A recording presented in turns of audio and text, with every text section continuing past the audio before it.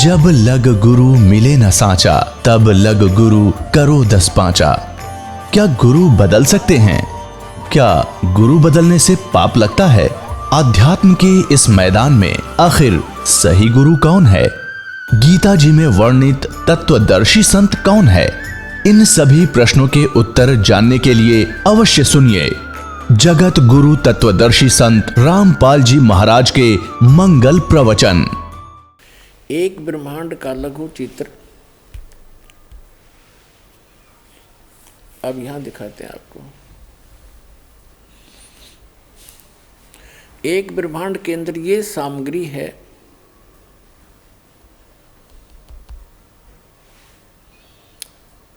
ये नीचे के पाताल लोक, तलातल, रसातल, सूतल, अतल, महातल, वितल, ये लोक, और ये पृथ्वी लोक, शिव जी का लोक, ब्रह्मा जी का लोक, विष्णु जी का लोक, ये धर्मराय का, ये स्वर्ग लोक और नरक इकट्ठा ही है। ये इंद्र का लोक, ये धर्मराय का लोक जो न्यायाधीश है उसका लोक, एक मानसरोवर है, ये है ब्रह्मलोक, ये ब्रह्मलोक है, इतना ये ब्रह्मलोक है। इस ब्रह्मांड के अंदर एक अलग से स्थान है, ये दुर्गा का लोक इस ब्रह्मलोक के अंदर ही बाहर एक समुद्र के टापू में है, एक टापू है समुद्र में। ये काल ने नकली सतलोक, महाइंद्र का द्वीप, नकली सतलोक, नकली अलखलोक, डुप्लीकेट अगमलोक और अनामी लोक की रचना कर रखी है। ये स्वयं ये शपथपुरी है, ये 88,000 द्वीप हैं, और ये यहाँ एक विशेष गुप्त स्थान है इस काल भगवान का। ये 3 स्थान बनाकर रहता है, एक रजोगुण प्रधान क्षेत्र है, एक सतोगुण प्रधान क्षेत्र है और एक तमोगुण प्रधान क्षेत्र है। इसमें ये स्वयं जब रहता है, दुर्गा इसकी पत्नी है, दुर्गा जी इसको यहाँ रखता है। जब ये इस रजोगुण प्रधान क्षेत्र में ये दोनों रहते हैं, ये पंचमुखी ब्रह्मा बन जाता है और अपनी पत्नी दुर्गा को सावित्री रूप में रखता है। इन दोनों के संयोग से जो पुत्र उत्पन्न होता है, इन्हीं की शकल का बन जाता है, ब्रह्मा की शकल का। उसी को ये रजोगुण युक्त कर देता है, क्योंकि ये स्थान सारा रजोगुण युक्त है और ये सतोगुण युक्त है। ये स्थान, इसमें स्वयं विष्णु रूप धारण करता है, दुर्गा को लक्ष्मी रूप धारण कराता है। इन दोनों के संयोग से जब जो पुत्र उत्पन्न होता है वो ऑटोमेटिकली सतोगुण युक्त हो जाता है। ये एक तमोगुण प्रधान क्षेत्र है, इसमें ये स्वयं इस रूप में रहता है और दुर्गा को पार्वती रूप में रखता है। इन दोनों के संयोग से जो पुत्र उत्पन्न होता है इसकी शकल का बन जाता है और वो तमोगुण युक्त हो जाता है। ये इस प्रकार एक ब्रह्मांड की ये सारी सामग्री समझो। फिर इन तीनों पुत्रों को ये जो इसी की शकल के होते हैं, इनको नीचे एक एक द्वीप दे देता है। इनकी राजधानियां भिन्न भिन्न हैं। यहाँ अपनी राजधानियों से केवल ये इन 3 लोकों के प्राणियों, पाताल लोक, पृथ्वी लोक और ये कोमन स्वर्ग लोक, इन 3 लोक के प्राणियों को ये इनको कंट्रोल करते हैं। जन्म, मृत्यु और स्वर्ग तही की ये यहाँ इनको व्यवस्थित रखते हैं इनके कर्माधार पर। अपनात्मा रजोगुण क्षेत्र, तमोगुण क्षेत्र और सतोगुण प्रधान क्षेत्र कैसे होते हैं? जैसे किसी मकान के अंदर, किसी महल में, किसी घर में 3 कक्ष हों।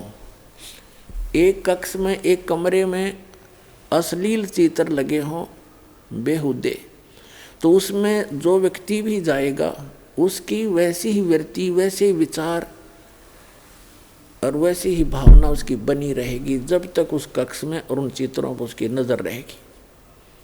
उसमें एक विशेष गुण उत्पन्न रहेगा, उसके बस की बात नहीं। और दूसरे कक्ष में लगा रखी हैं साधु संत फकीरों की, महात्माओं की चित्र, तो वहाँ जाने के बाद उस व्यक्ति का, उन महापुरुषों के चेहरों को देखकर उनकी महिमा को याद कर करके उसका एकदम शांत सा रूप हो जाएगा, आत्मा शांत हो जाती है।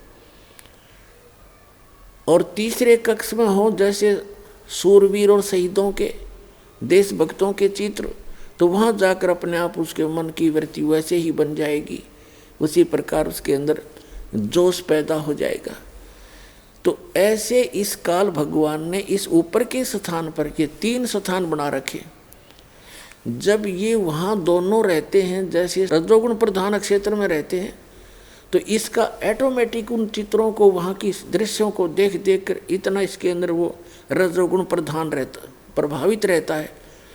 और उस दौरान जो पुत्र की उत्पत्ति होती है उसके अंदर वो गुण ऑटोमेटिकली आ जाते हैं।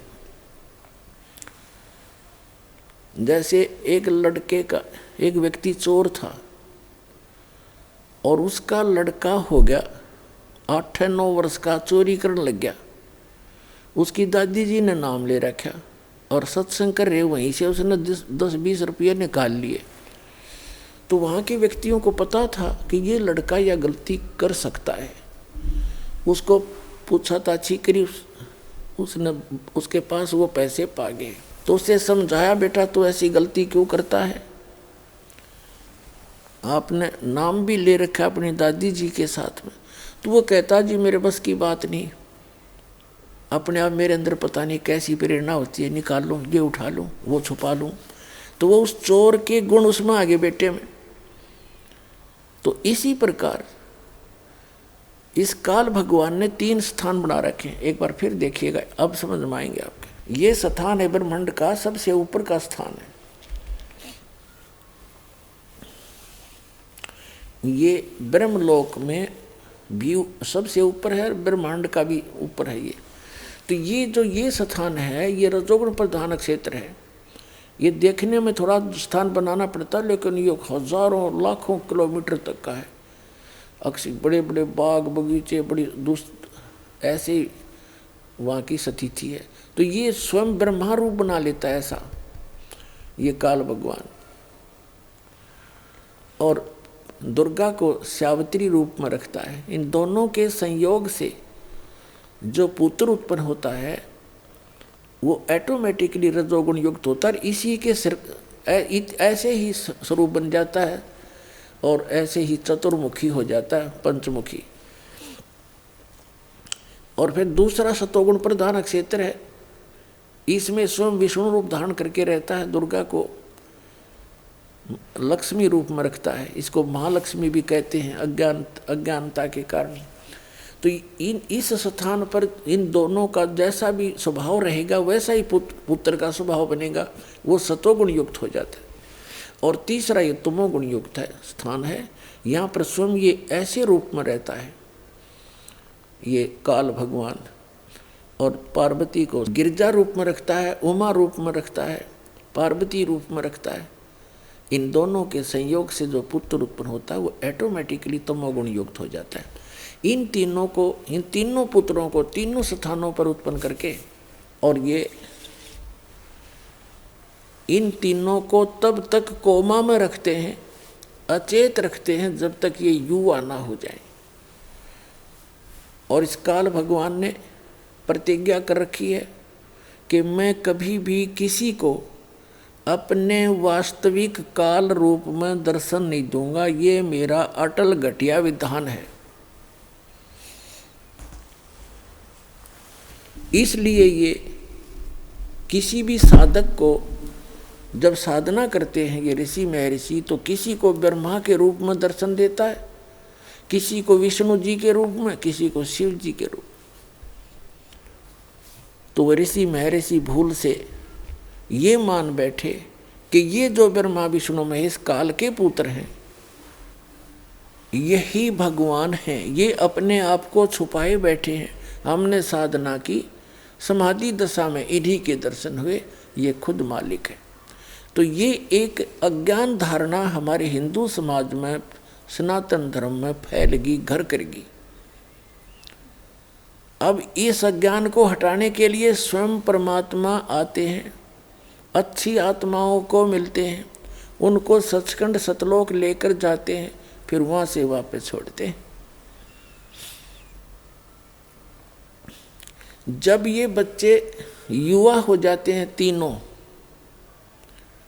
उसके बाद ब्रह्मा जी को कमल के फूल पर रख देते हैं अपनी सिद्धि से, और विष्णु जी को शेष नाग की सैया पे, और शिव जी को कैलाश पर्वत पर। फिर इन तीनों को सचेत कर देते हैं, सचेत होकर फिर इन तीनों को इकट्ठा कर देते हैं। घूमते फिरते ये कोई ना कोई कारण बना के इकट्ठे हो जाते। फिर आकाश से दुर्गा इनको कहती है कि तुम तीनों बच्चे, तीनों जने अपने अपने कार्य में तत्पर हो जाओ। फिर ये पूछते हैं कि हमारा क्या कार्य है माता, और हम यहाँ जहाँ हम खड़े हैं तो सब जगह जल ही जल है, कोई पृथ्वी दिखाई नहीं देती है। फिर ये दुर्गा उस काल के आदेश से इनको सत्य नहीं बताती है और इनको ऐसे ही भ्रमित रखती है, क्योंकि इसने दुर्गा को प्रतिज्ञा दिला रखी है कि मेरी जानकारी किसी भी प्राणी को नहीं होनी चाहिए। और ये इसके डर के मारी सत्य नहीं बताती किसी को, और जिस कारण से उस सत्य को बताने के लिए स्वयं परमेश्वर को आना पड़ता है। ये झूठा लोग, यहाँ झूठ जल्दी सफल होती है कुछ दिनों के लिए, और सत्य कोई कहने लगता है उसका विरोध इतना हो जाता है, वही जाने जिसके साथ हुआ बीते। तो पुण्यात्माओं, जब हम परमात्मा का सहारा लेकर, सत्य का सहारा लेकर चलेंगे तो इस काल के लोक में सफल हो सकेंगे। न अपने स्तर पर कोई सत्य करने और कहने वाला कभी सफल नहीं हो पाया। तो आज हमारे साथ उस परम पिता का हाथ है जो सत्य साहेब है, जो सच्चा भगवान है, और उसी कारण से हम आगे बढ़ रहे हैं। और कितना विरोध, सब ज्ञान के विपरीत ज्ञान और सच्चा ज्ञान, ये आगे कितना प्रफुल्लित हो रहा है, कैसे फैल रहा है, कैसे अपना स्थान बना रहा है। तो कबीर भगवान उस समर्थ परमात्मा का हाथ और उसका सहयोग आज ये आप जी के साथ है। अब जो प्रसंग है, जो प्रसंग चला था, गीता अध्याय नंबर 15 के श्लोक नंबर 16 और 17 में 3 पुरुष हैं, 3 प्रभु हैं, एक सरपुरुष, एक अक्षर पुरुष। ये देखिएगा श्रीमद् भगवद गीता और जयदयाल गोविंद का इसके अनुवादक है। ये देखिएगा अध्याय नंबर 15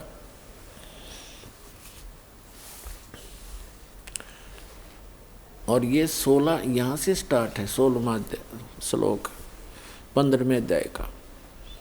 इसमें लिखा कि द्वौ इमौ पुरुषौ लोके सरय स अक्षर एव च सरय सर्वाणि भूतानि कटुस्त अक्षर उच्यते। इनका अनुवाद पढ़ते हैं। इस संसार में नाशवान और अविनाशी भी ये 2 प्रकार के पुरुष हैं। पुरुष माने प्रभु, स्वामी, भगवान।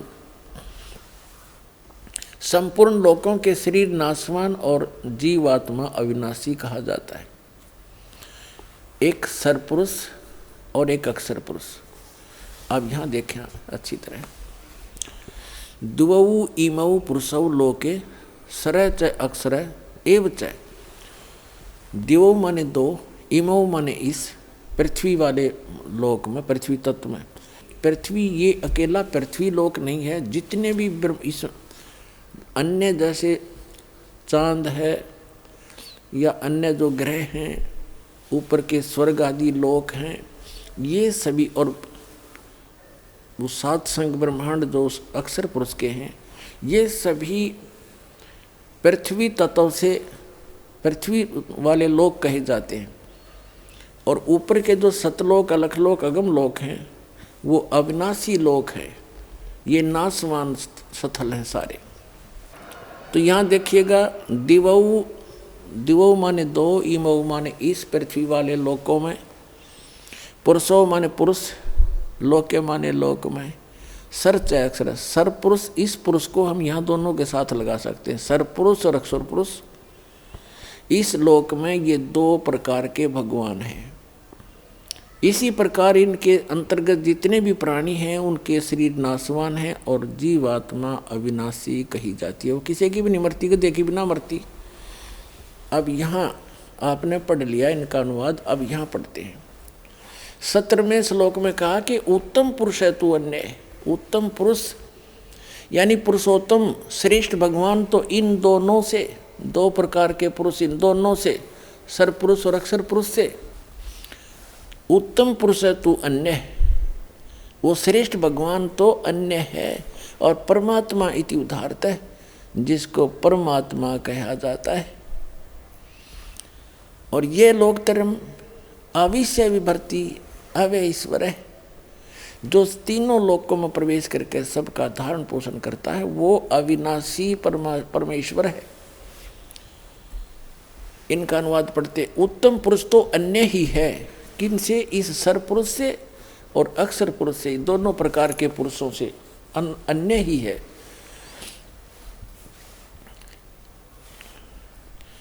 अन्य ही है जो तीनों लोकों में प्रवेश करके सबका धारण पोषण करता है।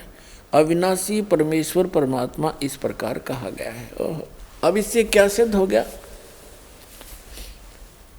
तीन पुरुष हैं, एक सर पुरुष, एक अक्षर पुरुष और एक इससे, इन दोनों से अन्य। वो परम अक्षर पुरुष कहो, उसे परम अक्षर ब्रह्म कहो, ये भी कंसेप्ट क्लियर करते हैं।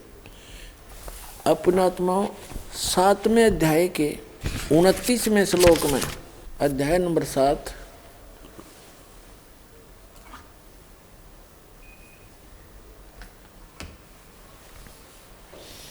श्रीमद् भगवत गीता और 7वां अध्याय, और इसके श्लोक नंबर यहाँ से देखिएगा 29। यहाँ इसमें लिखा है कि जरा मरण मोक्षाय माम आश्रित यतन्ति ये ते ब्रह्म तत्विदु कृष्णम अध्यात्म कर्म च अखिलम।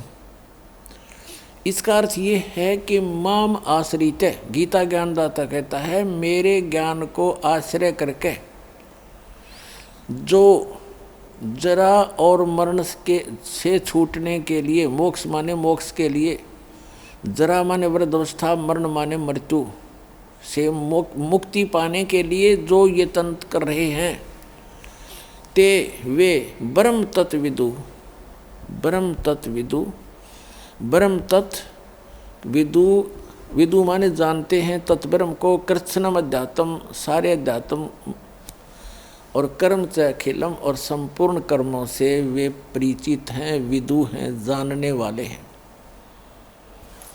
इनका अनुवाद पढ़ते हैं। देखिए, जो मेरे शरण होकर, जरा माने वृद्ध अवस्था, इन्होंने गोलमोल कर दिया। जरा माने वृद्ध अवस्था और मरण माने मृत्यु से छूटने के लिए जो यत्न करते हैं, वे व्यक्ति, वे साधक तत् ब्रह्म, ये तत् ब्रह्म, उस ब्रह्म को, तत् ब्रह्म, उस ब्रह्म को और संपूर्ण अध्यात्म को तथा संपूर्ण कर्मों को जानते हैं। आज सुबह के सत्संग में भी आपको यही दोहराया गया था कि जो व्यक्ति उस तत्ब्रह्म से परिचित हो गए और सारे अध्यात्म से, ज्ञान से, कंप्लीट स्पिरिचुअल नॉलेज से और सभी कर्मों से परिचित हो गए कि भाई आज हम किसी की आत्मा दुखाते हैं या किसी से चोरी करके, कोई ठगी करके अपना कोई पैसा इकट्ठा करते हैं, तो वो हमें भोगना पड़ेगा उसका जो प्रतिफल है, और देना पड़ेगा उसको किसी अन्य रूप में, कोई कुत्ता गधा बनकर उसका भार ढोकर, रखवाली करके, बैल बनकर, खच्चर बनकर, या किसी अन्य कारणों से वो वापस देना पड़ेगा। तो तब वो व्यक्ति केवल जरा और मरण से छूटने का प्रयत्न वही करते हैं जो तत्ब्रह्म से परिचित हैं, सारे अध्यात्म से, सभी कर्मों से परिचित है। 8वें अध्याय के प्रथम श्लोक में ही अर्जुन ने पूछा, ये अष्टमोध्याय, यहाँ तो हमने 29वां पढ़ लिया, और यहाँ सामने ही 8वां अध्याय है।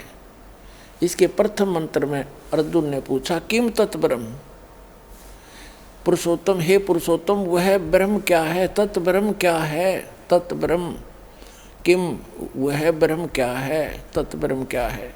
इसका उत्तर इस गीता ज्ञानदाता ने इस 8वें अध्याय के ही 8वें अध्याय के और ये मंत्र नंबर 3 में कहा है, वो परम अक्षर ब्रह्म है।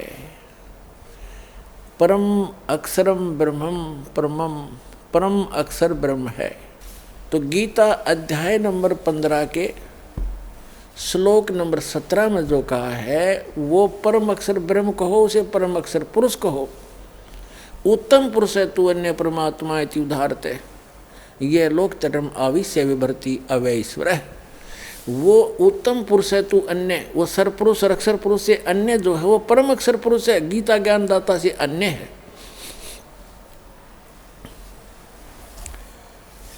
अब क्या बताया 8वें अध्याय के 13वें श्लोक में गीता ज्ञानदाता कहता है, देखिएगा ये 13वां श्लोक है 8वें अध्याय का। ओम इति एकाक्षरम ब्रह्म व्यवहारण माम अनुसमरण, ये प्रियाति तजंदेहम स याति परमाम गतिम। माम ब्रह्म, मुझ ब्रह्म का, ओम इति एकाक्षरम, ओम यह एक अक्षर है, और उच्चारण करके सिमरण करता हुआ, ये प्रियाति तजंदेहम, जो शरीर छोड़कर जाते समय तक जाता है, शरीर छोड़कर जाता है, इसका ओम नाम का सिमरण करता हुआ, स याति परमाम गतिम, वह है ओम से मिलने वाली परम गति को प्राप्त होता है। सब इंद्रियों, ये तो इस बार 13वां ने इकट्ठा कर दिया, इसके साथ 12वें के साथ इसको जोड़ने की आवश्यकता नहीं। 13वां यहाँ से शुरू होता है, जो पुरुष ओम ओम इस एक अक्षर रूप ब्रह्म को उच्चारण करता हुआ, मां मुझ निर्गुण ब्रह्म का चिंतन करता हुआ शरीर को त्याग कर जाता है, वह पुरुष परम गति को प्राप्त होता। इस इन्होंने अनुवाद ठीक नहीं किया। ओम के जाप से कौन सी गति होती है, ब्रह्म लोक प्राप्त होता है। पुण्यात्माओं, आप जी देखते हो कि जैसे आपके बच्चे हैं, या आप भी पढ़े हो, हम भी पढ़े हैं, तो माता पिता ने हमारे को फ्री छोड़ दिया था कि बेटा और बेटियों तुम पढ़ो। किस लिए? उनको इतना ज्ञान हुआ था कि मेरे बच्चे पढ़कर अच्छे अधिकारी कर्मचारी लग जाएंगे और इनका जीवन सफल हो जाएगा। तो उसके लिए किसी ने 18, किसी ने 16 वर्ष, किसी ने 20 वर्ष ट्रेनिंग करके, किसी ने 12 वर्ष, किसी ने 10 वर्ष, यानी कंप्लीट समर्पित होकर के वो शिक्षा ग्रहण की। और किस लिए की? 2 टाइम की रोटी के लिए और कार और कोठी के लिए। और ये अंत में ना ये कार कोठी साथ जाती है, और जिस परिवार को हम सुखी देखना चाहते हैं भगवान की भक्ति के बिना, हम अटकलबाजी लगाकर बेशक जी रहे हैं, पर कोई प्रोटेक्शन नहीं है आपके पास। जब तक आप कबीर परमात्मा की शरण में नहीं आते हो, इनकी शरण में आने के बाद फिर आपको प्रोटेक्शन भी मिलेगा। तो कहने का भाव दास का ये है कि आप जी कितना समय लगाते हो और किस लिए? एक पेट के लिए, ओनली निर्वाह के लिए। चाहे बिजनेस में लगो तो भी शिक्षा मानते हो, शिक्षा होनी चाहिए, या कोई अधिकारी कर्मचारी बनो। और वो क्या है बस कभी भी मृत्यु हो जाती है। एक व्यक्ति इकलौता पुत्र उसका, और उसने उसको बहुत अच्छा पढ़ाया, उसने HCS में सेलेक्ट हो गया, SDM लग गया, विवाह की तैयारी थी, 27 साल का लड़का था, विवाह के 10 दिन रह रहे थे, अपनी ही कार में आ रहा था, एक जोटा बुग्गी से टकरा गया। और एट द स्पॉट ही मर गया, ख़त्म हो गया। वह 20-25 साल की वह पढ़ाई भाड़ में गई और कैर टूट गया न्यारा। और अब जो आप समय लगाओगे इस मालिक की चर्चा पढ़ने में, सुनने में, भक्ति करने में, आपको यहाँ भी सहारा देगा और आपका सदा के लिए सुख हो जाएगा, सतलोक चले जाओगे। आपको वो स्थान मिलेगा जैसे कि आप यहाँ शिक्षा ग्रहण करके एक छोटा सा रोजगार चाहते हो, अच्छी कोठी हो जा, गाड़ी हो जा, मस्ती मारे कितनी, और उस मस्ती का पता नहीं सेकंड के बाद क्या हो जाए। उसकी तरफ परमात्मा आपको डाइवर्ट करना चाहता है, क्योंकि अब आप शिक्षित हो गए। हमारे सदग्रंथ हमारे पास है। अब जो निर्णय करने दास जा रहा है, भावदास का कहने का ये है कि आप जी इसमें समय बढ़ाओ भगवान की तरफ, और इसके साथ आपके अन्य काम भी सफल होंगे, आपकी शिक्षा भी सफल होगी, आपकी रोजी रोटी का काम भी, कार्य भी जो है वो परमात्मा ही सफल करेगा। अब देखो, राजा भी जब अपने कर्तव्य से, अपने प्रयत्न से थक जाता है तो परमात्मा से अरदास करने जाता कहीं ना कहीं, और वो परमात्मा आपके साथ रहेगा तो 2 रोटी का तो झगड़ा आपका कति खत्म हो जाएगा। आपको जबरदस्ती देगा और पता नहीं कित का दे देगा, पर आपने थोड़ा सा समय भगवान की तरफ लगाना पड़ेगा। अब जो आपको कंसेप्ट क्लियर करना जा रहा है कि गीता अध्याय नंबर 8 के श्लोक नंबर 13 में कहा है, ओम इति एकाक्षरम ब्रह्म व्यवहारण माम अनुस्मरण ये परियाति तजन देहं स याति परमाम गतिम।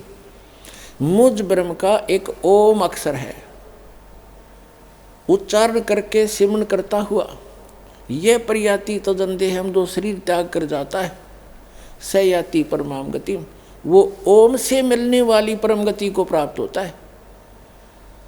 इसमें ओम अक्षर ही है। तो अब गीता श्रीमद् देवी भागवत यानी देवी पुराण में देवी कंसेप्ट क्लियर करेगी। हिमालय राजा को ज्ञान देते हुए, ब्रह्म का स्वरूप बताते हुए कैसे निर्णय दे रही है, सुनिएगा, पढ़िएगा। ये है श्रीमद् देवी भागवत, गीता प्रेस गोरखपुर से प्रकाशित है।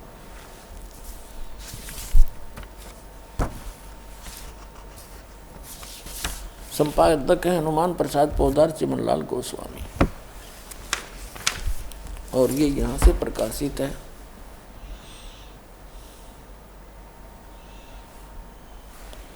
अब हम इसके 562 पृष्ठ पर आते हैं। तीसरा स्कंद है, ये 7वां स्कंद है।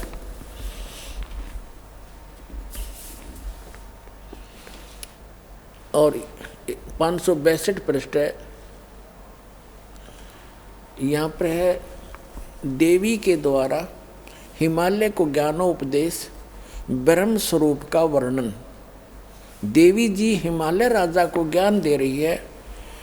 श्री देवी जी ने कहने लगी, पर्वतराज, उस ब्रह्म का क्या स्वरूप है यह बतलाया जाता है, जो प्रकाश रूप, सबके अत्यंत समीप में स्थित, हृदय रूप गुहा में स्थित होने के कारण गुहातर नाम से प्रसिद्ध, यहाँ आते आते यहाँ आ जाते हैं।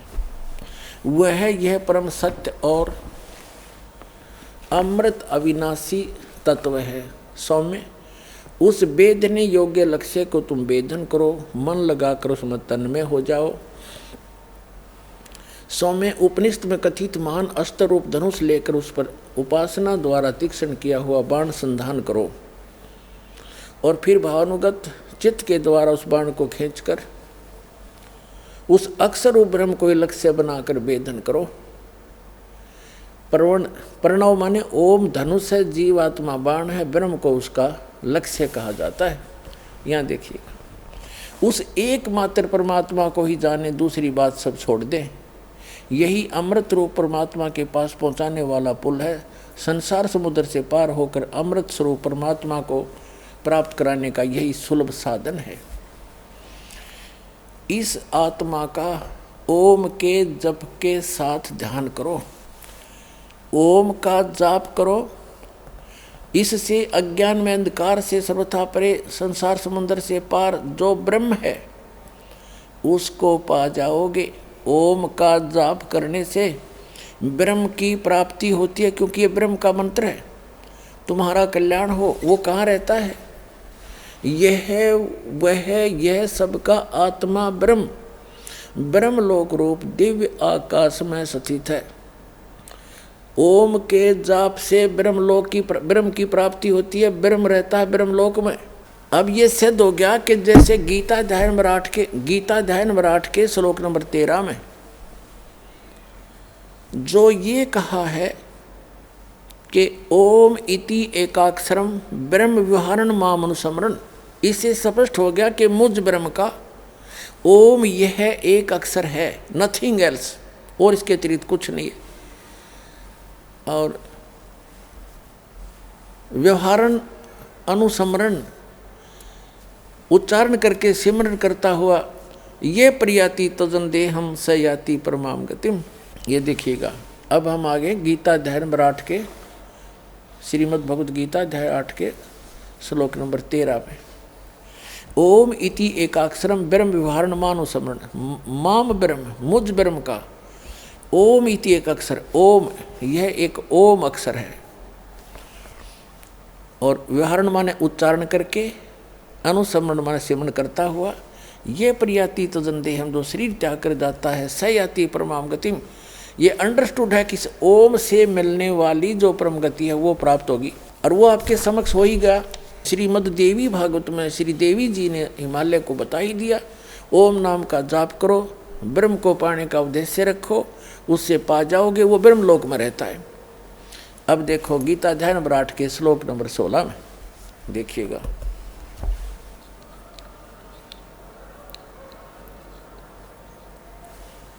अध्याय नंबर 8 के श्रीमद् भगवद गीता अध्याय नंबर 8 के श्लोक नंबर 16 में,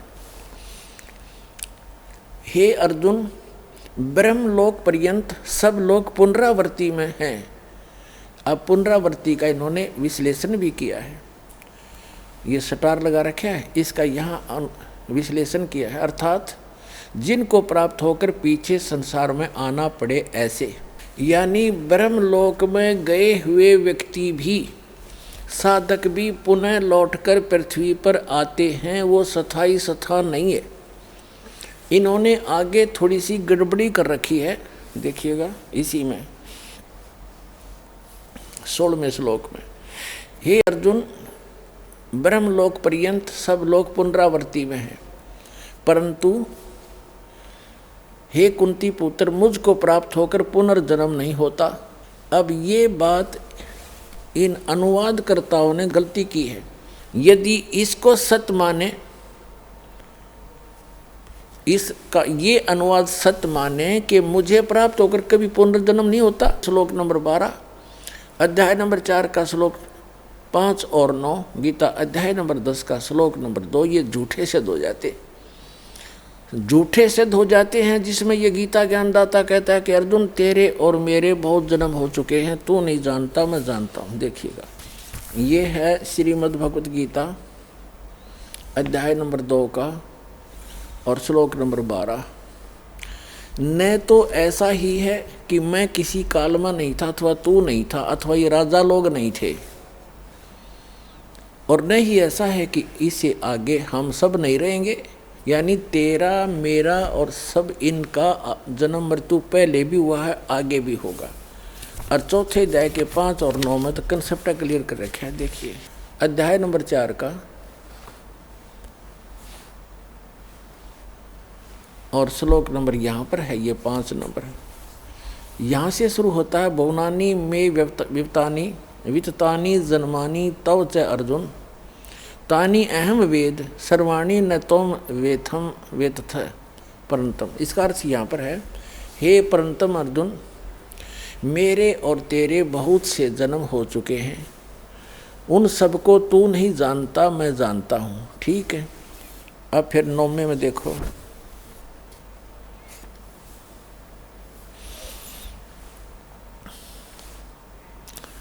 नौवें श्लोक में, मेरे जन्म और कर्म दिव्य हैं, अलौकिक है। ठीक है, जन्म तो है, इससे सिद्ध है कि इस गीता ज्ञानदाता की जन्म मृत्यु है। और आगे देखो 10वें अध्याय के दूसरे श्लोक में ये स्वयं स्वीकार करता है कि मेरी उत्पत्ति को ये देवता लोग नहीं जानते। ये देखिएगा, ये 10वां अध्याय है श्रीमद् भगवद गीता का। इसका मंत्र, ये 2 मंत्र यहीं पर है। मेरी उत्पत्ति को, प्रभव माने उत्पत्ति को, यह लीला से प्रकट थी, अपने आप कह रहे हैं। मेरी उत्पत्ति को न देवता लोग जानते हैं और न महर्षि जन जानते हैं, क्योंकि मैं सब प्रकार से देवताओं का और महर्षियों का आदि कारण हूँ। अब यहाँ विचलित हो जाते हैं ये लोग, ये जान पढ़कर इसको कि जो मुझको अजन्मा, अनादि और लोकों का महान ईश्वर तत्व से जानते हैं, वह मनुष्यों में ज्ञानवान पुरुष संपूर्ण पापों से मुक्त हो जाते। इसमें इसका कहने का भाव ये है कि मैं जैसा अजन्मा हूँ, किस प्रकार का हूँ, किसा हूँ, कैसा हूँ, क्या मेरी स्थिति है, जो तत्वदर्शी संत इस बात से परिचित हैं वो यहाँ से पीछा छुड़वा जाते हैं, उनका सारे पाप कट जाते हैं। इसका भाव ये कहने का। अब ये कैसा जन्मा है, कैसा वो बताएंगे, लेकिन अब जो कंसेप्ट हम क्लियर कर रहे हैं उससे ये सिद्ध हो गया कि ये थी गीता अध्याय नंबर 8 के श्लोक नंबर 16 के आगे जो 16वें का जो अगला हिस्सा हम लें, इन्होंने अनुवाद किया है, वो फिट नहीं बैठता, उसका अनुवाद सही नहीं है। देखिएगा अध्याय नंबर 8 का और श्रीमद् भगवद गीता का 16वां श्लोक है। हे अर्जुन, ब्रह्मलोक पर्यंत सब लोग पुनरावर्ती में, ये बिल्कुल सही है। फिर यहाँ कहा कि परंतु एक कुंती पुत्र मुझको प्राप्त होकर पुनर्जन्म नहीं होता। अब यहाँ पढ़ेंगे हम। अब देखो, विद्यते माने नहीं होता, न विद्यते। अब यहाँ पढ़िए, आप ब्रह्म भुवनाथ यानी ब्रह्मलोक तक सभी भवन, सभी लोका पुनरावर्ती में अर्जुन। फिर ये बताता है कि माम उपेते तू कौनते पुनर्जन्म। इसका अर्थ ये बनता है कि मुझे प्राप्त होकर भी अर्जुन पुनर्जन्म है, जो ये नहीं जानते। विद माने केवल है, नहीं होता। विद धातु का विद धातु से विद्यते बना है। विद माने जानना भी होता है। जो ये नहीं जानते कि ब्रह्मलोक में गए हुए प्राणी भी पुनरावर्ती में हैं, वो मुझे प्राप्त होकर भी उनका पुनर्जन्म है अर्जुन। मुझे प्राप्त होकर भी उनका पुनर्जन्म अर्जुन न विदते, जो इस बात को नहीं जानते कि ब्रह्मलोक तक भी सभी प्राणी पुनरावर्ती में हैं, वो मुझे प्राप्त होकर भी उनका पुनर्जन्म है अर्जुन, जो इस बात से परिचित नहीं है, जो नहीं जानते, जिनको ये ज्ञान नहीं। ये नहीं तो फिर ये वो 3 श्लोक झूठे सिद्ध हो जाते, ये अनुवाद गलत है इनका। अब जो प्रसंग चल रहा है, अब ये तो कहा कि ओम नाम है इसका, और ब्रह्मलोक में गए हुए प्राणी भी पुनर्जन्म होते रही, इसका खुद भी जन्म मृत्यु होता है। इसलिए गीता अध्याय नंबर 15 के श्लोक नंबर 16 में इसको सरपुरुष का है। सर माने नासवान, पुरुष माने ब्रह्म, प्रभु, स्वामी, ये नासवान है। और इसके अंतर्गत जितने प्राणी हैं, चाहे ब्रह्मा विष्णु महेश, जितने भी सब नासवान है, और इसकी खुद भी जन्म मृत्यु होती है। इसके कर्म और जन्म कैसे अलौकिक हैं? अब जो प्रसंग क्लियर करने जा रहा है दास,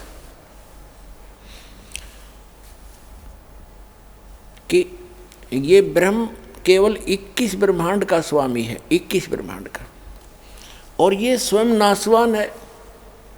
ब्रह्मांड आपको दिखा दिए, देखिएगा, ये एक ब्रह्मांड है, ये एक ब्रह्मांड है, ये सारा। इसमें जो ये स्थान है अलग से,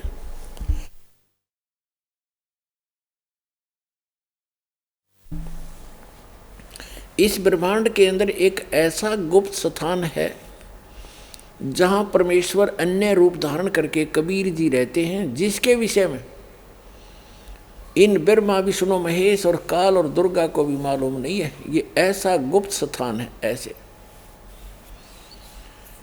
अब ये एक ब्रह्मांड है, ये सारा एक ब्रह्मांड है।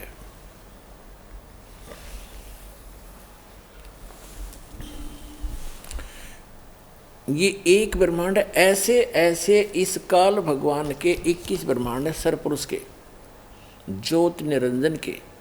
ये जो पूरा ब्रह्मांड आपने देखा, अब ये समझो एक गेंद है ये, और इसे ऐसे ऐसे 5 ब्रह्मांडों का इसने एक ग्रुप बनाकर महाब्रह्मांड बना रखे, और ऐसे ऐसे 4 महाब्रह्मांडों में 20 ब्रह्मांड रोक रखे हैं। इसकी अतिरिक्त 21वां जो ब्रह्मांड है उसने यहाँ बनाया अलग से। ये वैसे समझाने के लिए, लिखने के लिए स्थान लेना पड़ा, नहीं तो ये इसी आकार के है, यूँ समझो सारा ही ऐसा आकार है इसका। और यहाँ एक तपतशिला है, ये 11वां द्वार है, ये 11वां द्वार है जो 21 ब्रह्मांड से पार कराएगा, जो परब्रह्म के लोक में पहुंचती है। ये भी एक भंवर गुफा, ऐसे गोल आकार के हैं, ये आगे जाते हैं। ये काल का निज लोक है, यहाँ स्वयं रहता है, इस रास्ते को रोके बैठा है, यहाँ विराजमान रहता है, ये अन्य रूप धारण करके। और ये तपतशिला जहाँ 1 लाख मानव शरीरधारी प्राणियों को पुण्य भून कर खाता है। अब ये इतना क्षेत्र है सरपुरुष का, ये इतना क्षेत्र है केवल सरपुरुष का, 21 ब्रह्मांड है। और ये देखिएगा, ये है कंप्लीट चित्र सारे ब्रह्मांडों का, ये है कंप्लीट चित्र सर्व ब्रह्मांडों का। ये देखिएगा। अब हम यहाँ आते हैं, जैसे अभी आपने जो ये देखा था 21 ब्रह्मांड, जो काल का पूरा क्षेत्र देखा था, ये सरपुरुष का क्षेत्र है, ये वाला। और ये अक्षर पुरुष का है, ये इससे बाहर ये वाला। ये 7 संख ब्रह्मांड हैं, ऐसे ऐसे 7 संख ब्रह्मांड है। ये इतना क्षेत्र है, इतना। ये सरपुरुष और ये अक्षर पुरुष कहलाता है। इसको ब्रह्म, इसको परब्रह्म भी कहते हैं। और ये है परम अक्षर ब्रह्म, असंख्य ब्रह्मांड का स्वामी, जो इनके ऊपर भी मालिक है, इसके ऊपर भी मालिक है, सरपुरुष पे भी प्रभु है, अक्षर पुरुष के ऊपर भी मालिक है। ये है असंख्य ब्रह्मांड का स्वामी। ये सतलोक है, ये सतलोक, सत्यलोक कहो, सतलोक कहो, ये सारा कुछ है। और इसके अतिरिक्त ये ब्रह्मांड हैं, यहाँ पर आप रहा करते थे। ये जितने ब्रह्मांड हैं, ये इससे भी बड़े बड़े ब्रह्मांड हैं, ये जितने अलग अलग ये दिखाई देते। यहाँ आपके मकान हैं, आपके महल हैं, इनके अंदर बहुत बड़े बड़े सबके। तो इन सब का मालिक ये है कबीर साहब सतपुरुष, ये परम स्थान परमात्मा का। ये 12वां द्वार है, ये 11वां द्वार। 10वां द्वार तो एक ब्रह्मांड में ही रह लेता है। 11वां द्वार ये यहाँ जाता है पर ब्रह्म के लोक में, यहाँ प्रवेश होता है, ये यहाँ निकलता है इसमें अक्षर पुरुष के लोक में। और ये 12वां द्वार है जिससे हम सतलोक में प्रवेश करेंगे। ये 11वां द्वार है जो परब्रह्म के लोक में प्रवेश किया। ये 12वां द्वार है जो परम अक्षर ब्रह्म के लोक में, यानी सतलोक में, सतपुरुष में के लोक में प्रवेश करेंगे। यहाँ पूरी रहने की व्यवस्था है और सब बाग बगीचे हैं, सदाबहार वृक्ष हैं, सदाबहार मेवा है, और सभी पदार्थ वहाँ के अमृत हैं। जैसे गंगा का जल आप देख रहे हो, ऐसे लोक में भी खराब नहीं होता। तो 100 वर्ष रख लो उस गंगा के जल को पवित्र किसी शुद्ध बोतल में, शुद्ध पात्र के अंदर। तो ये सतलोक से चलकर आई है गंगा का वाटर, ये जल। एक परमात्मा ने एक सैंपल भेज रखा है सतलोक के पदार्थों का। तो वहाँ दूध, दही और जैसे जल, इन सब की दरिया सरोवर भरे हैं, वो कभी नष्ट नहीं होते। और सदाबहार वृक्ष से बड़े बड़े महल आपके वहाँ खाली पड़े हैं। आइए अब हम उन श्रद्धालुओं के अनुभव जानते हैं जो जगत गुरु तत्वदर्शी संत रामपाल जी महाराज जी से दीक्षा प्राप्त कर चुके हैं तथा उनके द्वारा बताए गए भक्ति मार्ग पर चल रहे हैं। जी नमस्कार। जी नमस्कार। क्या नाम है जी आपका? हमारा नाम जानवी प्रदीप वालस्कर। जानवी जी, क्या करते हैं आप? हम टीचर हैं आरएसएस वाले स्कूल में, सरस्वती शिशु मंदिर में सन 98 से लेके 2008 तक निरंतर कार्यरत रहे। आपने संत रामपाल जी महाराज जी से नाम दीक्षा लेने से पहले क्या भक्ति साधनाएं की? हमने सभी देवी देवताओं की भक्ति करते थे जो हिंदू समाज में अभी चलते आ रहे हैं, और हमारे घर का माहौल भी वैसा ही भक्तिमय था। हमारे मम्मी पापा काफ़ी भक्ति करते थे। बचपन से ही हम पापा हमारे राम राम राम राम लिखवा के लोई में, आटे की लोई में गोलियां बना के मछली को खिलाने के लिए कहते थे। हम चारों बहन भाई ऐसे ही करते थे, और मम्मी जितने भी व्रत करती थी हम मम्मी के साथ साथ व्रत करते थे। विशेष तौर से गणपति और भोलेनाथ जी की भगवान व्रत करते थे, और संकट चतुर्थी भी मम्मी के साथ करते थे। बचपन से हम इतनी पूजा करते थे और भगवान के प्रति हमारी बहुत ज़्यादा श्रद्धा थी। पर जैसे ही विवाह हो गया हमारा, विवाह के बाद हमने गायत्री परिवार में आ गए, क्योंकि पड़ोसन हमारी गायत्री परिवार की थी। और उस विवाह के बाद तो हम काफ़ी परेशान रहने लगे कि आर्थिक भी और मानसिक भी, घर में भी बड़ी अशांति थी। तो वो बोली कि तुम गायत्री का मंत्र जाप करती रहो, इससे आपको बहुत लाभ होगा, आपके सारे दुख दूर हो जाएंगे। तो हम उसके साथ गए और नाम दीक्षा ले ली गायत्री की, और तब से हम गायत्री की इतनी तन मन धन से व्रत करते थे, पूजा करते थे, नवरात्रि के व्रत करते थे। हर साल शांति कुंज में जाते थे, शांति कुंज में हवन यज्ञ का ट्रेनिंग देते थे। वो 9 दिन का सत्र करके आते थे हम, और ट्रेनिंग लेने के बाद यहाँ पे घर पे आते थे। घर पे स्कूल से आने के बाद जहाँ से भी आता है फ़ोन या बुलावा आता है कि यहाँ हवन होना है या विवाह संस्कार होना है या जन्मदिन संस्कार है, तो हम माँ बेटी चले जाते थे झोला उठा के। बेटी की डफली उठा लेती थी, वो भजन पूजन करती थी, और 3 घंटे लगते थे हवन यज्ञ में। हम पूरा करते थे, ना भूख ना प्यास, कुछ भी नहीं, इतना हम समर्पित थे। फिर भी दुखों का, संकट का कोई निवारण ही नहीं होता था। एक संकट गया कि दूसरा आता था, दूसरा गया कि तीसरा आता था। हम इतने थक गए थे, इतने रोते थे, हे गायत्री माता ये कब संकट निवारण होंगे, और कितने देना है तो इकट्ठा दे दो पर ये ख़त्म हो जाए। जब भी हम शांति कुंज जाते थे, शांति कुंज से शैल दीदी से चरण स्पर्श करते थे, तब हम यही कहते थे कि दीदी हमारे बहुत संकट है, हम बहुत कष्ट में हैं, कब कष्ट समाप्त होंगे। तो कहते थे कि ये प्रारब्ध है, ये तो भोगना ही पड़ेगा। बहन जी, हमें आप एक बात बताइए, आपने गायत्री परिवार में रह के कितने साल तक साधनाएं की? 26 साल हमने भक्ति साधना की है।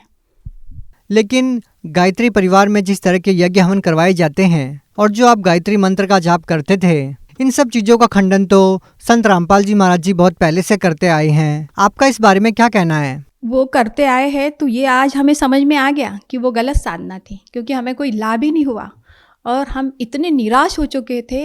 इवन इतना हम ये बता रहे कि हम नास्तिकता की ओर जा रहे थे। जब हमने तत्वदर्शी संत को ढूंढने लगे, फिर हमने क्या किया कि श्री राम शर्मा आचार्य जी की लिखी छोटी छोटी पुस्तक थी, तो पहले हमें ब्रह्मा की पुस्तक मिली। ब्रह्मा की पुस्तक हमने पढ़ी कि यही भगवान हो सकते, पूर्ण ब्रह्मा। तो पुस्तक पढ़ी तो उसने पुस्तक में लिखा था कि वो अपने बेटी पे ही बुरी नज़र डालता है और उसका शील हरण करता है। हमने कहा नहीं, ये भगवान नहीं हो सकता है। उसके बाद हमने कहा ज़रूर अल्लाह होगा। तो फिर अल्लाह अल्लाह अल्लाह तो एक ही है, हमें लगा अल्लाह ही होगा। फिर हम मजार मस्जिद जाने लगे, फिर वहाँ अपना दुखड़ा रोने लगे और प्रार्थना करने लगे। पर जब बकरी ईद आती तो सब लोग बकरा काट के, गौमांस काट के अपनी ईद मना रहे। हमने कहा अल्लाह ऐसा नहीं हो सकता है, जिसने बनाया सारे जीव जंतुओं को, उसको काट के उसका मांस खाने के लिए कभी नहीं कहेगा। तो फिर अल्लाह, हमने कहा अल्लाह नहीं हो सकता। फिर हमारे साथ जो एक टीचर थी, वह टीचर ईसाई थी, बड़ा अच्छा व्यवहार था, उनसे ज्ञान चर्चा चलती थी। हमने कहा ज़रूर यीशु ही होंगे। फिर हमने उनके साथ भी चर्च गए 2-3 बार। फिर उन्होंने हमें एक छोटी सी बाइबल दी, ये पढ़ो। तो हमने वो बाइबल पढ़ी बड़ी श्रद्धापूर्वक। पर जब यीशु को यहूदी लोग मारते हैं बुरी तरह के और क्रॉस पे लटका देते हैं और कील ठोक देते हैं, तब यीशु कहते हैं कि हे भगवान, हे गॉड, हे ईश्वर, इन अज्ञानियों को माफ़ कर दो। तब हमें लगा नहीं, यीशु भी पूर्ण गॉड नहीं है, उनके ऊपर भी कोई पूर्ण परमात्मा है। इस प्रकार हम परमात्मा को ढूंढ रहे थे और फिर हम नास्तिक बन गए। जानवी जी, आपने अपना पूरा जीवन भगवान की खोज में बिता दिया, जिसमें आपने चारों धर्म में से किसी को नहीं छोड़ा। प्रत्येक धर्म के ग्रंथों को पढ़ते हुए आपने भगवान प्राप्ति की खोज जारी रखी। हम आपसे ये जानना चाहेंगे कि जब आपने चारों धर्मों को अपना के देखा तो उसके बावजूद भी आपको भगवान की जानकारी नहीं हुई, जिसको आप भगवान कह सको, आपको ऐसी कोई चीज़ नहीं मिली। तो जानवी जी, हम आपसे जानना चाहेंगे कि संत रामपाल जी महाराज के बारे में आपको कैसे जानकारी हुई। हाँ, यही हम अभी बताना चाहते हैं कि हम बर्थ सर्टिफिकेट लाने गए तो चाचा के गांव चले गए, जलगांव जिला में पाचोरा। तो वहाँ गए चाचा के यहाँ, तो हमने गए, फ्रेश हो गए और नहा धो के हमने कहा चाची से हमें हवन करना है। तो चाचू बोले मैं चाय बना लेती, तब तक तुम 2 मिनट चाचा से बात कर लो। चाचा से बात की तो चाचा बोले तुम्हारे पास टाइम हो तो मैं थोड़ी बात बता दूं। हमने कहा बता दीजिए, आधे घंटे में, क्योंकि हमें तुरंत निकलना था। तो चाचा ने हमें बताया कि देखो हमारे साथ बहुत धोखा हो गया है। हमने कहा कैसा धोखा? बोले हम जिसकी भक्ति करते हैं उसका, हम जिस लोक में रह रहे ये काल का लोक है और यहाँ का भगवान काल भगवान है, ज्योति निरंजन भी उसी को कहते हैं। आपको ये जानकारी कहाँ से मिली? वो संत रामपाल जी महाराज की शरण में थे और वो अनुयायी थे उनके, तो उन्होंने हमें ये सत्य जानकारी दी और उन्होंने तुरंत पेज खोल के बता दिया, गीता का भी बताया और ज्ञान गंगा की पुस्तक बताई दी खोल की, और उसमें बताया वो उल्टा लटका हुआ पीपल का वृक्ष, और बताया कि ऊर्ध्व मूलम अध शाकम, शर पुरुष वाकी डार, तीनों देव शाखा है, पात रूपी संसार। जानवी जी, हम आपसे जानना चाहेंगे कि आपने अपने जीवन में एक शिक्षक के रूप में काम किया है, आपने गीता जी को भी पढ़ा है। तो गीता जी अध्याय 15 के श्लोक 1 के उल्टे लटके हुए संसार रूपी वृक्ष की जो आप बात कर रहे हो, तो क्या ये जानकारी आपको पहले कभी नहीं मिली? तत्वदर्शी संत पूर्ण परमात्मा एक ही होता है विश्व में, और वो संत रामपाल जी महाराज है, ये हमारे चाचा ने हमें समझा के बताया। वो उल्टा वृक्ष पीपल का संसार रूपी वृक्ष जो समझाएगा वो तत्वदर्शी संत, तो वो वहीं से हमें मिला। जब चाचा ने ये बात बताई कि ये शरपुरुष की पत्नी दुर्गा है, इनके 3 पुत्र है, यही गुण है, रजोगुणी रूप ब्रह्मा, सतोगुणी विष्णु और तमोगुणी शिव, और हम उल्टी पूजा कर रहे हैं, पात रूपी संसार, हम इनके पूजा कर रहे हैं, तो ये हमें फल कहाँ से देंगे? अपने को राइट पूजा करनी है। उन्होंने पेज राइट कर दिया। जड़ की पूजा करनी है, भक्ति रूपी जल हमें जड़ में डालना है, पूर्ण परमात्मा कबीर है, उन्होंने बताया और हम ध्यान से सुन रहे हैं। जब हम भक्ति रूपी जल जड़ में डालेंगे तो ये पूरा पेड़ हरा भरा होगा, फलों फूलों से लद जाएगा और छाया भी मिलेगी अपने को और मोक्ष भी मिलेगा। तो उन्होंने इतना बताया। हमने कहा चाचा अब हमें देर हो रही है, आप हमें ये पुस्तक दे दीजिए। उन्होंने पुस्तक दे दी, हमने पुस्तक ली और बस में बैठ के आगे के सफ़र में निकल गए। हमने अपना पूरा काम कर लिया और बस में बैठे बैठे हमने सृष्टि रचना पूरी पढ़ ली। सृष्टि रचना पढ़ते ही हमारे होश उड़ गए। हमने कहा हे परमात्मा आप यहाँ मिले, हम इतने ऐसे हो गए बिल्कुल गदगद। तो चाचा से हमने कहा कि हमें दीक्षा लेना है, तो फिर चाचा ने हमें फ़ोन नंबर वगैरह करके बात करके नामदान केंद्र का आता पता बता दिया। वैसे ही हम पुणे में आए और हमने 28 जनवरी को 2017 में नाम दीक्षा ले ली। आपने संत रामपाल जी महाराज से वेदों का ज्ञान प्राप्त किया, तो हम आपसे जानना चाहते हैं कि संत रामपाल जी महाराज से जुड़ने के बाद आपको कोई सांसारिक या आर्थिक लाभ भी मिला? जी, हमें बहुत लाभ मिला। सबसे बड़ा लाभ तो आध्यात्मिक लाभ मिला है। एक सच्चा गुरु मिला, पूर्ण परमात्मा कौन है जिसकी खोज में हम लगे थे वो प्राप्त हुआ, और हमें मोक्ष भी प्राप्त होगा। और मोक्ष प्राप्त होने के बाद हमें जाना कहाँ है ये भी पता चल गया कि हमें अपने निजधाम जाना है और वहीं से हम आए हैं। ये हमें लाभ बहुत बड़ा मिल गया। और हमें ये लाभ मिला है कि हमारे हस्बैंड को अस्थमा था 20 साल से, आज उनका अस्थमा पूर्णतः 80% सही हो गया है। नहीं तो वो पूरी रात बारिश और सर्दियों में सोते नहीं थे, बैठे बैठे बिताते थे, और डॉक्टर ने भी बोल दिया था और वो भी मान गए थे कि ये अभी बचने वाले नहीं हैं। जैसे संत रामपाल जी महाराज से दीक्षा ले ली, उनका स्वास्थ्य एकदम सही हो गया है।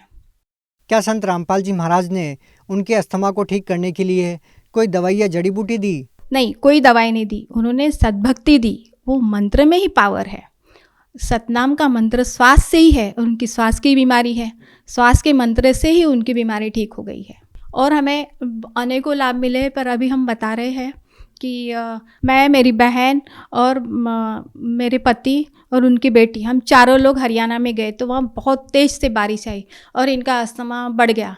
तुरंत इनका अस्थमा बढ़ गया तो हमने कहा है संत रामपाल जी महाराज आपकी शरण में है, आप ही संभालो हमें।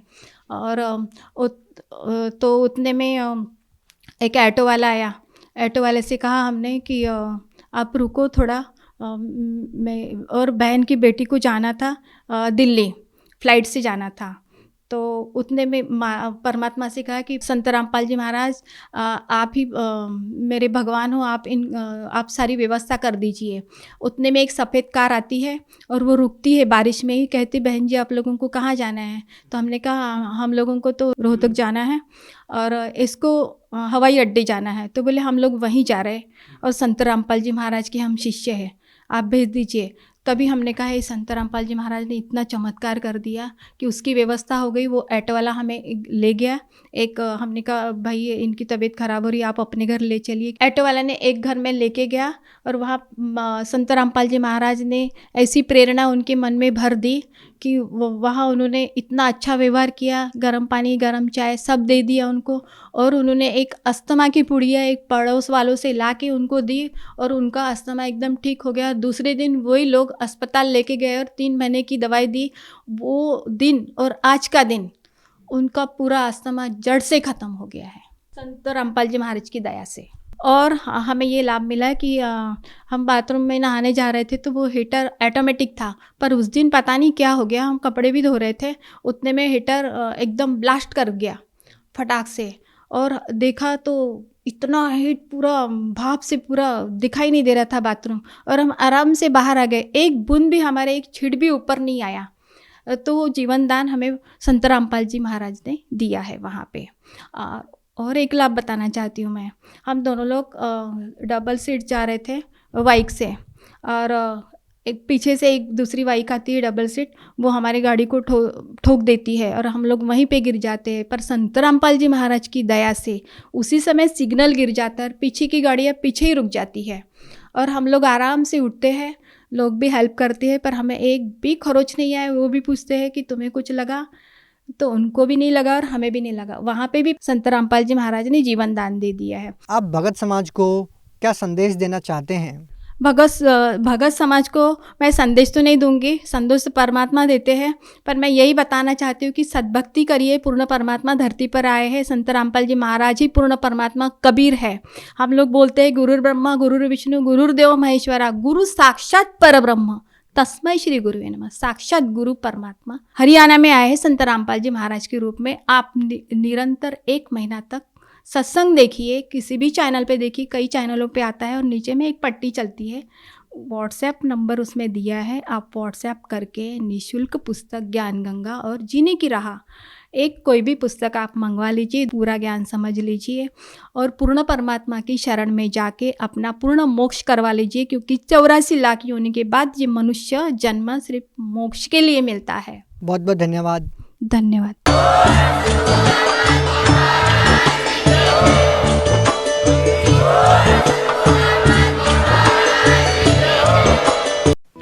आप सुन रहे थे जगत गुरु तत्वदर्शी संत रामपाल जी महाराज के मंगल प्रवचन।